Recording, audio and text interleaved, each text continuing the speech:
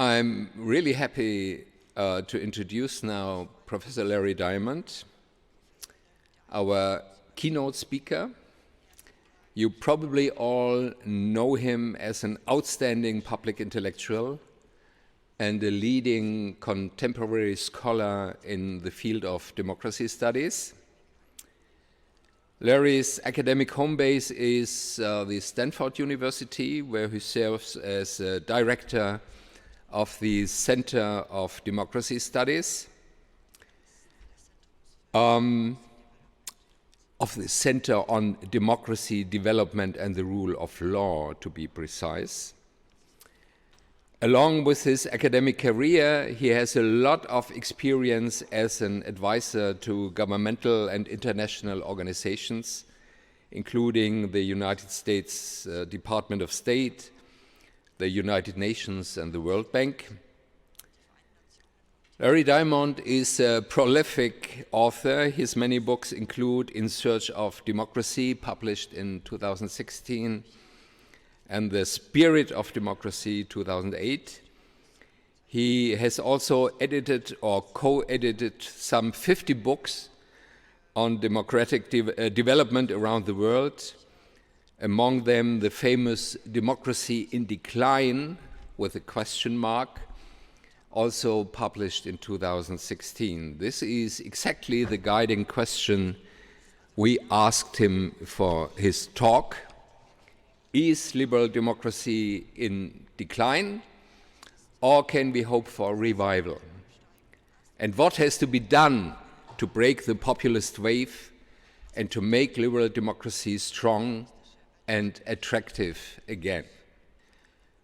Larry Diamond is joining us via video from the West Coast in the US. It's now, if I get it right, just after 1 EM for him.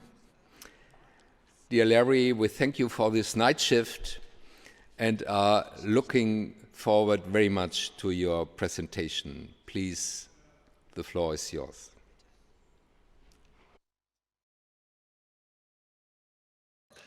The 8 problems, for those of you who can read the English, are that global levels of freedom and democracy have been declining. That's a general thing that I'll show you. Secondly, that the rule of law has been deteriorating. The third, as you're well familiar with, given your close proximity to it in other parts of Europe, is a wave of illiberal populism that has been sweeping many post-communist states in Europe, to a lesser extent some longer established democratic states in Europe, you know, the United States, Turkey, India, and so on. With that has gone increasing polarization and intolerance. This has been generated in part and intensified by social media. We've had a problem in recent years in particular that's getting ever more worse of resurgent authoritarianism in the world that is ever more powerful, and then the decay of democratic values and trust, particularly in the United States, which I'm very worried about.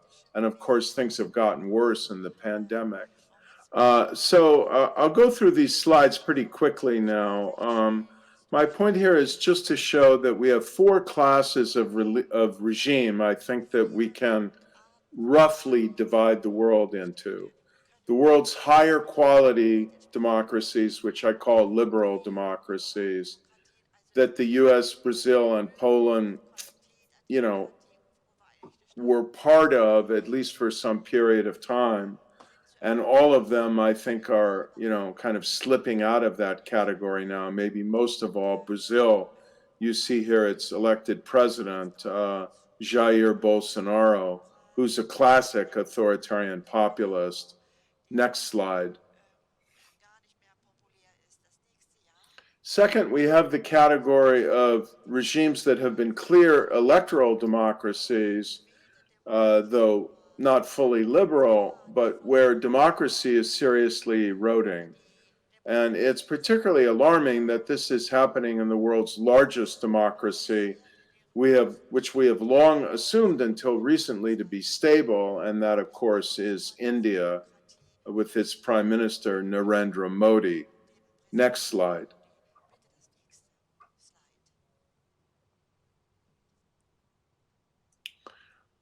Many of the electoral democracies of the last 10 to 15 years have been breaking down. This includes, if you could call it a democracy, I think you could, Russia around 2000, with Putin's ascension to the presidency and then election. Turkey, maybe around 2013 or 14, under then Prime Minister, now President, Recep Tayyip Erdogan. Around the same time, Bangladesh under Sheikh Hasina, more recently the Philippines under President Duterte. And we have, I would argue, I have been concerned that the European Union has been so late to recognize this. The first member of the European Union to, in my opinion, and I think the opinion of many other scholars of democracy, cease to be even an electoral democracy, not to mention a liberal democracy, and that is Hungary under Viktor Orban. Next slide. Another dimension of the democratic decay is that the next category of regime, what we call competitive authoritarian regimes, which are not democracies, but allow some space for independent media, for criticism and dissent. These have been squeezing the life out of political pluralism and becoming really hegemonic and deeply intolerant and monolithic authoritarian regimes, as in Cambodia and Uganda. Next slide. And then finally, we have the category of more or less absolute authoritarian regimes, but these as well have been becoming even more repressive and abusive in their rule, as in, of course, in particular, Russia and China, but also Venezuela, Egypt, and Saudi Arabia. Next slide. I have been trying to track every year the number of countries that can be classified as electoral democracies. That's the top blue line that you see here, tracking from 1974 up through the end of last year in 2020. And then the subset of countries that are liberal or higher quality democracies as measured by reasonably good scores from Freedom House. And this tracks all of the roughly 150 countries with populations over 1 million. And what you see is that, of course, in the early 1990s, with the big bang of the end of communism, we got to a world where the majority of states were democratic. But this peaked in 2006. And since then, it's been in modest but continuous decline. And recently, we've reached a reality where, once again, the majority of states in the world, above 1 million population, are no longer democracies. Next slide.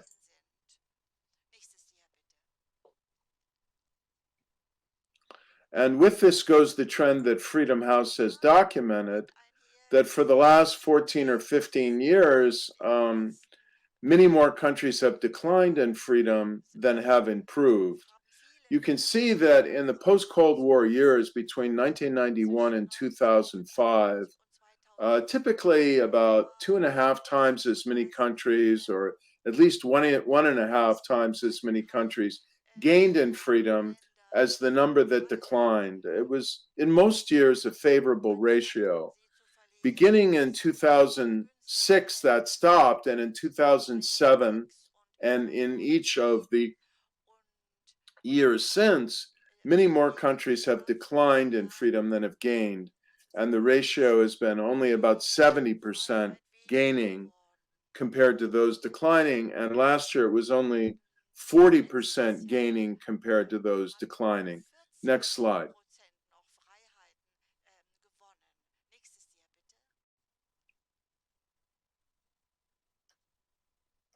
We also have an accelerating rate of democratic breakdown. If we divide the third wave into decades, you see that the failure rate of democracy was pretty low in the 1980s, only 6%. And then it rose to about 10 or 11% in the subsequent 2 decades.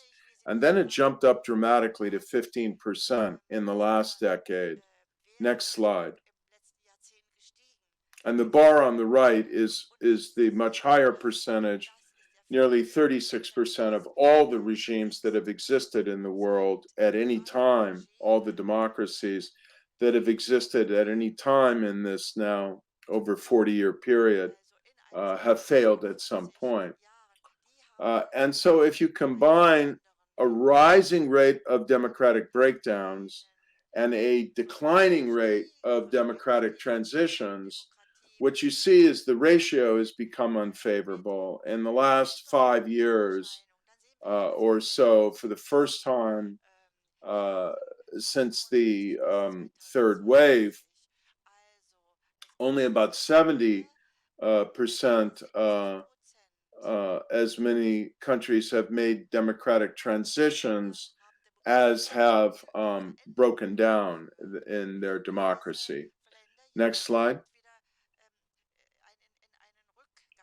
And I'm sorry to say that if you look between 2012 and 2019 at the countries that lost the most ground in terms of democracy, well, a couple of them are in your neighborhood, Hungary and Turkey, but one is my country, the United States, and I think it's really, in some ways, continuing to suffer a deterioration, both in stability and quality of democracy. Next slide. So now I want to talk about the method by which this decay has been happening, although I think you're well familiar with it. Next slide.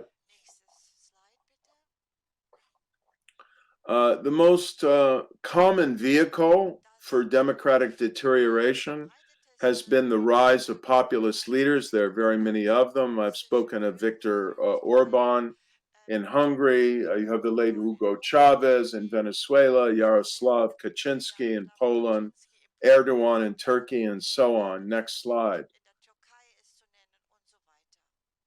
And what these movements and leaders have in common is, I think, 7 features. You perhaps have already heard of this or will in your deliberations, because I know this is an important theme of work of a number of German scholars. I think Jan Werner Müller is speaking to you at this conference. But in any case, illiberal populism is anti-elitist. It has contempt for established elites, and it tries to draw a thick distinction between the good, deserving people and the corrupt ruling elites in all institutions, not just the parties that they're trying to evict.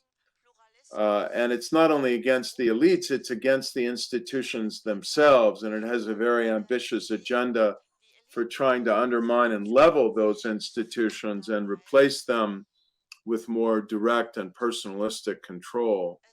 It's anti-pluralist. It really doesn't recognize the legitimacy of other institutions. It just wants to set up a direct relationship between the ruler and the people.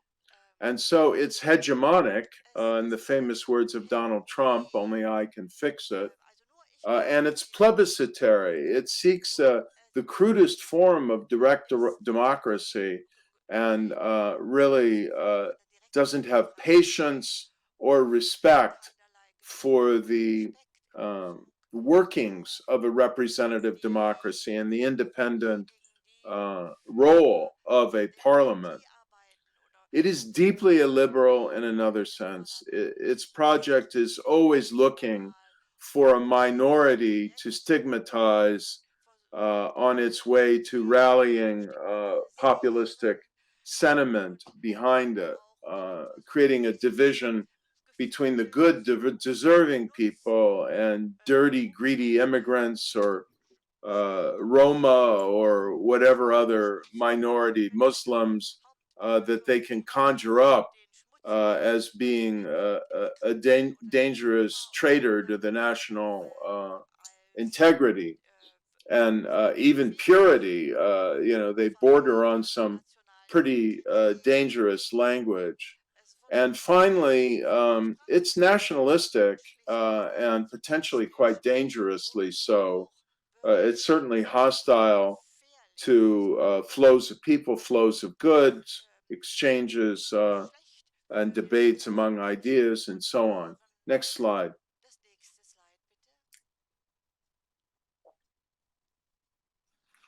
As I've documented in my book, Ill Winds,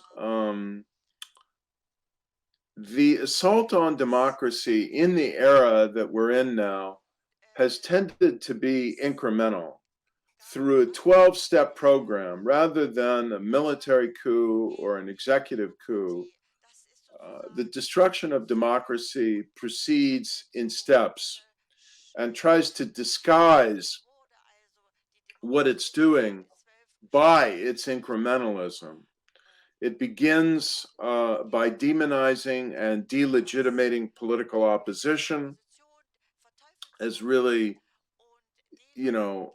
morally depraved and not loyal to the country. Once it gains power, it goes to work to try and undermine the independence of the courts, as the Law and Justice Party has been doing in Poland, undermine the independence of the media, gain control of public broadcasting, constrain internet freedom, intimidate, bludgeon, and subdue civil society, including universities, non-governmental organizations, think tanks, and so on. And then it goes to work on the business community and basically threatens them with jail or bankruptcy if they don't play along. Those that do become or retain or gain new wealth. These regimes create almost invariably a very loyal class of crony capitalists who benefit from access to power, and people who try to maintain a respectful distance from power, not to mention supporting opposition parties. They will be destroyed eventually by allegations of tax fraud or whatever the populist autocrat can invent. Ultimately, these regimes go to work on the final line of defense against authoritarianism, which is the administration of free and fair elections. And once they hijack that, it's just kind of off to the races in terms of authoritarian reproduction. Next slide. So why has this been happening? Again, given where you sit in the heart of the European Union, I think you probably understand this well. Next slide.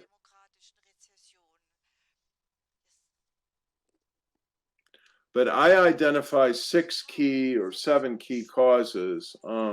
First, many of these countries, some in the post-communist space, others in the global south, somewhat Latin America, very much Africa, parts of Asia.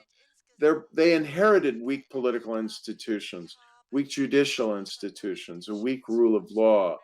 And so it's very hard to constrain power, and in particular to get horizontal accountability and constraint of power. So weak institutions. Second of all, it is an era where globalization is generating threats and heightening insecurities and status anxiety.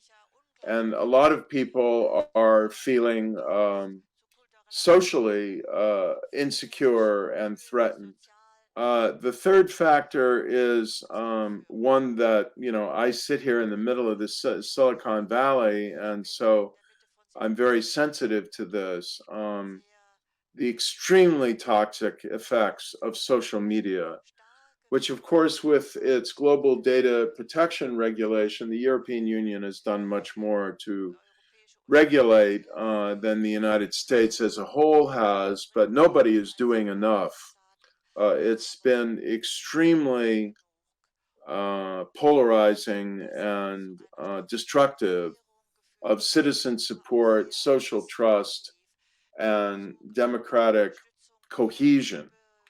And so citizen alienation and distrust have been rising, I'd say, in most democracies around the world, and some in particular. And social media is playing a very important, aggravating, and poisoning role.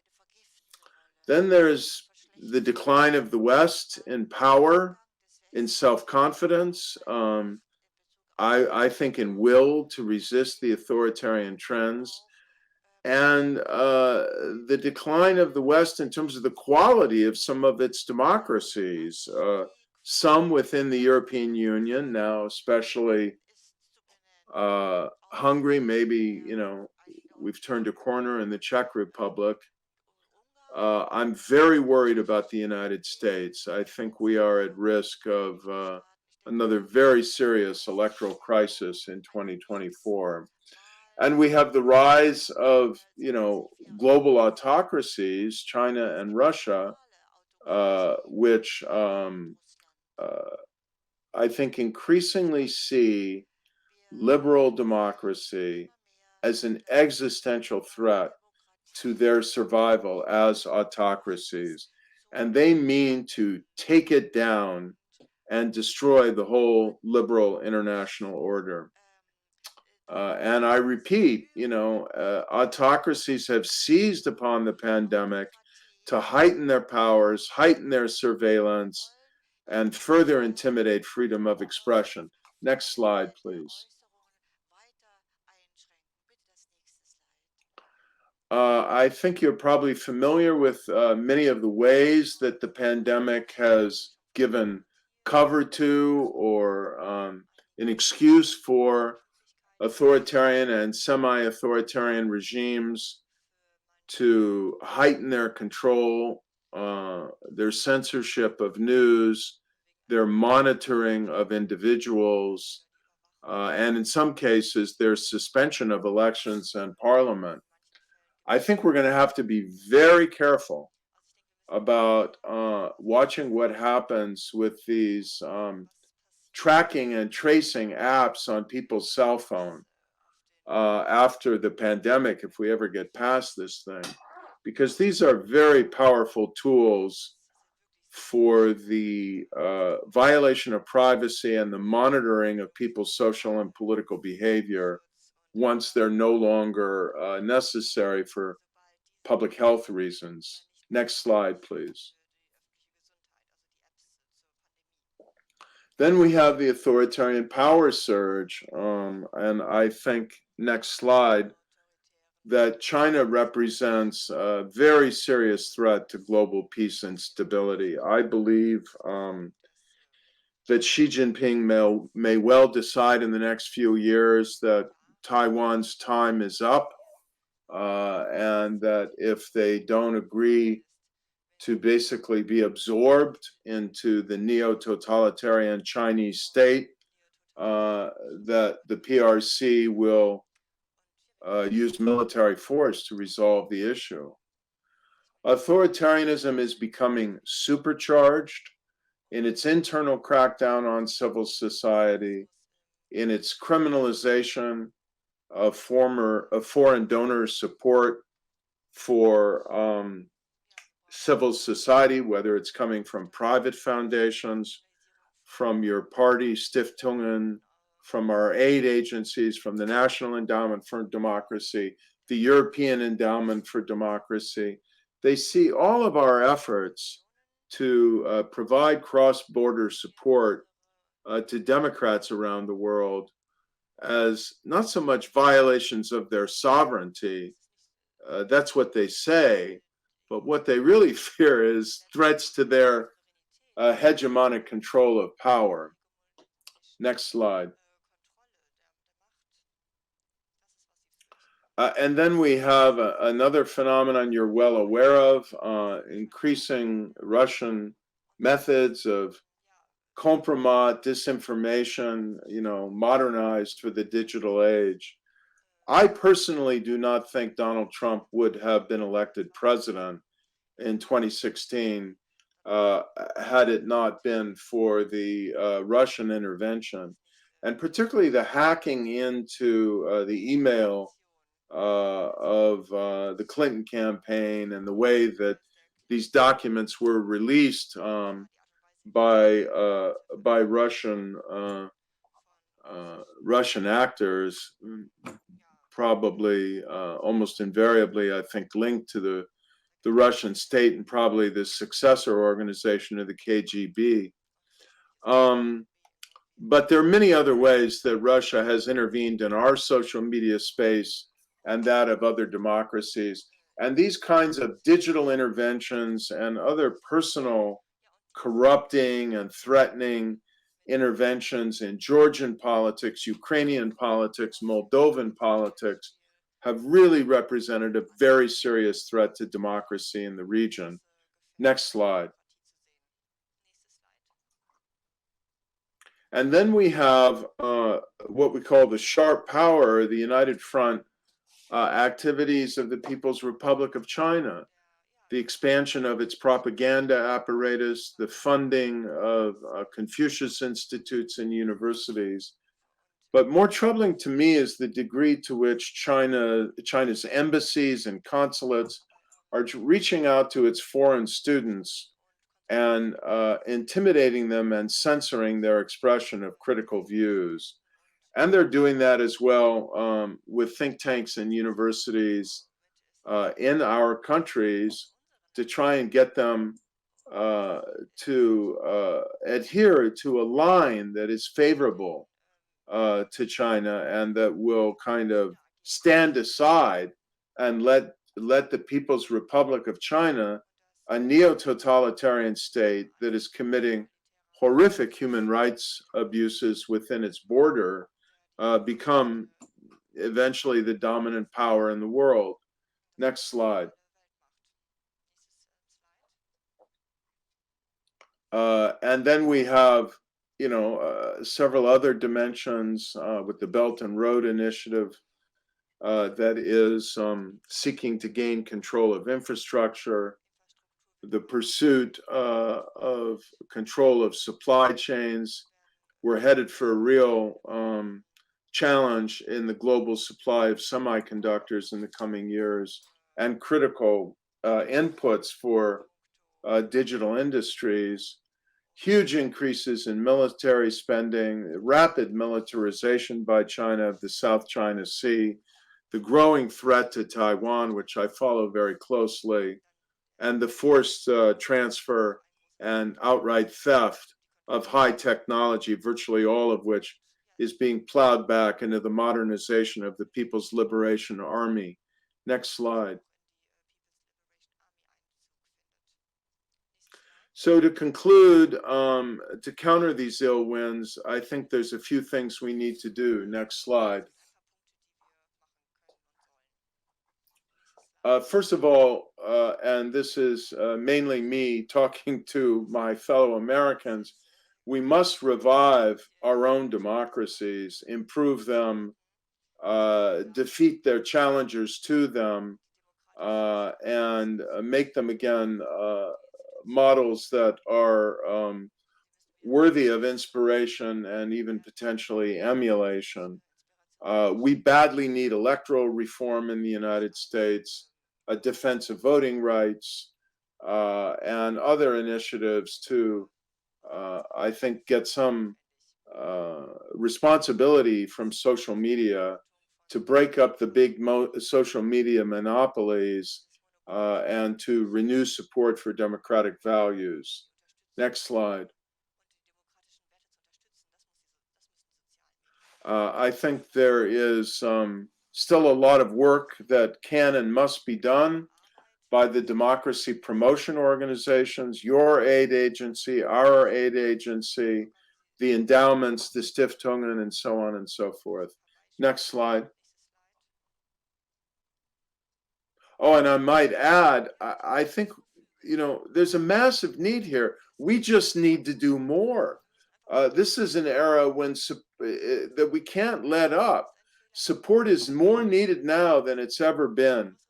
And one of the things for which we most need support, as a recent report advocating for the creation of an international trust fund for independent media, is independent media. And I think another is to develop breakthrough technology to try and scale internet censorship. Next slide.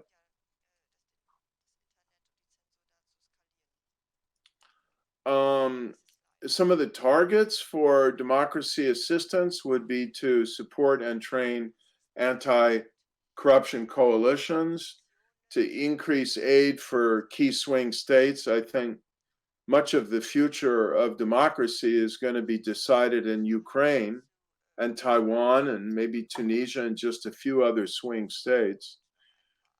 Increased assistance, I've already spoken to independent media, including their ability as investigative journalists to expose and fight corruption through things like the Panama Papers and so on. We must do more beyond democracy aid to use diplomacy to defend civic space and to pressure against and expose human rights violations. Next slide. I am begging my colleagues in the United States to re-engage in the global battle of ideas and information. We made a big mistake 20 years ago by closing down our US Information Agency. And I think we need an instrument now to wage this battle, peaceful, transparent battle of ideas and information, so that Vladimir Putin cannot just have free rein to spread the lies and cynicism that he, the Chinese Communist Party, and Viktor Orban have been doing. I think we need public-private partnerships to develop new tools technologically to enable individuals to use the internet securely and circumnavigate censorship. And finally, I think we need to develop creative ways to get democratic information and ideas to people in extremely authoritarian or neo-totalitarian circumstances where they may not get internet access. And, a lot of this information in this day and age can be packed onto a very small thumb drive, gigabytes of information. And I'd like us to see us develop a lot of that in multiple languages and produce tens of millions of copies of this information on thumb drives that might look like a stick of chewing gum. So with that, I thank you for listening, and I'll be glad to answer your questions.